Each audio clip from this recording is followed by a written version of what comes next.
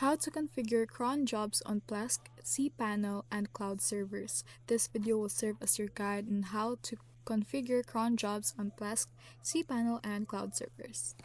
First and foremost, you need to log into your Plesk account by entering the username and password.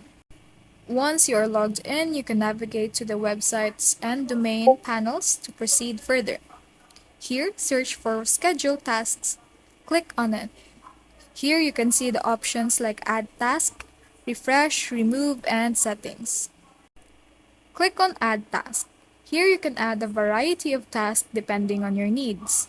The four types of tasks that you can add here are Command, Fetch a URL, and Run a PHP script. Click on the desired task type and then fill in all the tasks. You can also select an email ID to get notifications about the job. After successfully setting up the cron task, you will get a pop-up saying the scheduled task or cron was successfully updated. And that is all on how to configure cron job on Plesk, cPanel, and cloud servers.